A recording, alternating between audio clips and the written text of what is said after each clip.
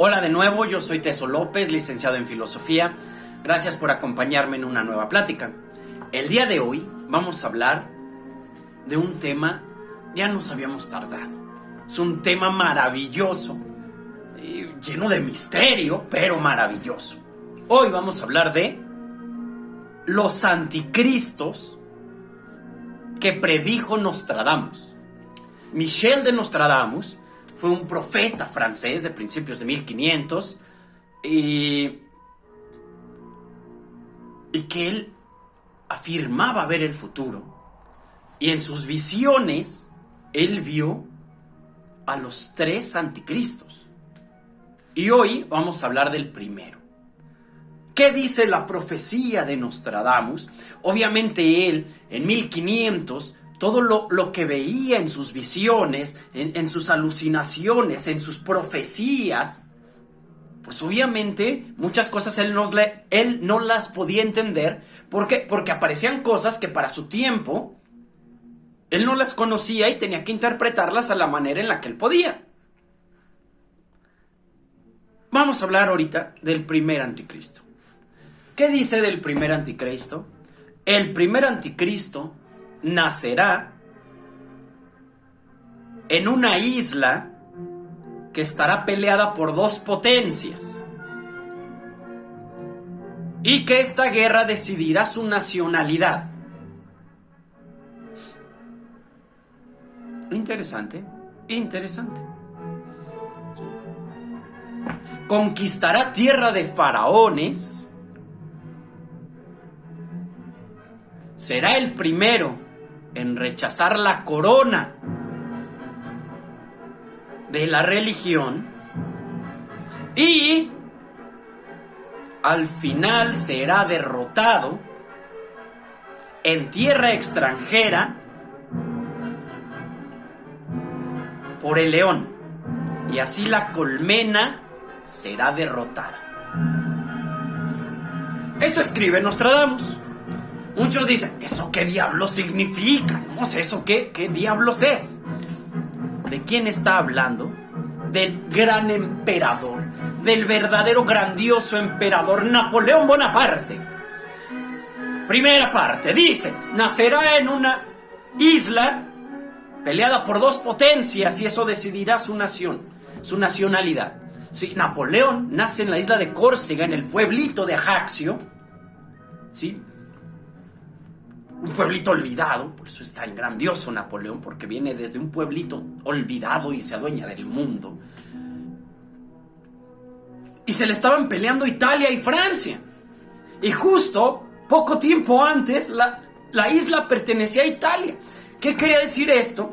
Que por muy poco periodo de tiempo, ¿sí? Si Napoleón hubiera nacido un poco antes, Napoleón no hubiera sido francés, hubiera sido italiano.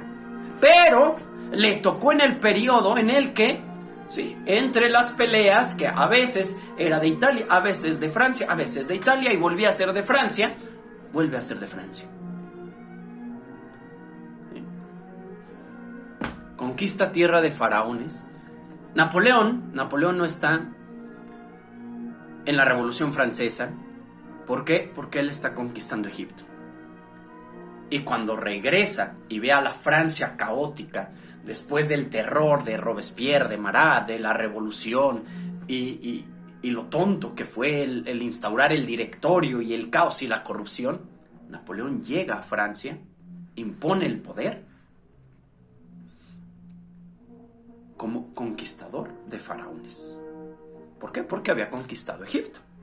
Por eso Francia tiene muchos monumentos egipcios, que aquí hay que dividir un poco la opinión, porque muchos dicen que Napoleón fue un saqueador de Egipto, pero otros dicen que bueno, que lo saqueó porque Napoleón creó la egiptología, patrocinó a Champollion, que fue quien descifró los jeroglíficos, y creó los museos para mantener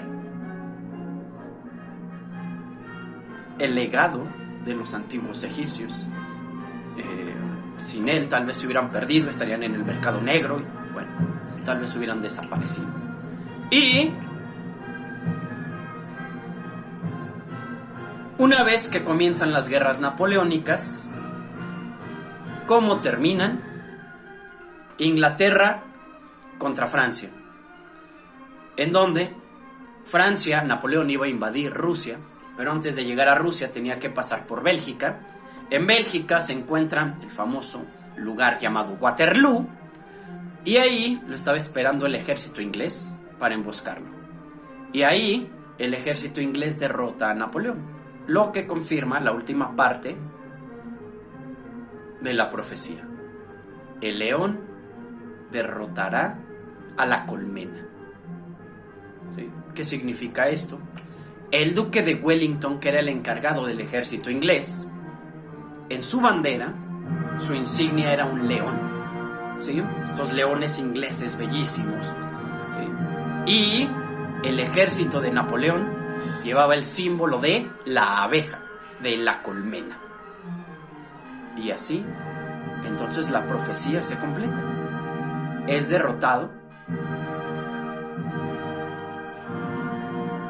por el león y la colmena muere. Napoleón cae, ¿sí?, contra el ejército del duque de Wellington en tierra extranjera, en Bélgica, en Waterloo. Y la profecía no terminaba ahí. La profecía dice, ¿no?, y morirá exiliado, ¿sí?, rodeado de agua. Napoleón es exiliado a una isla donde termina sus días y muere al final de un problema estomacal en una isla, porque le tenían tanto respeto que no les pareció correcto, a pesar de todo, de la guerra, de meterlo a una cárcel, por eso lo llevaron a una isla. Y así es como se cumple la profecía del primer anticristo de Nostradamus.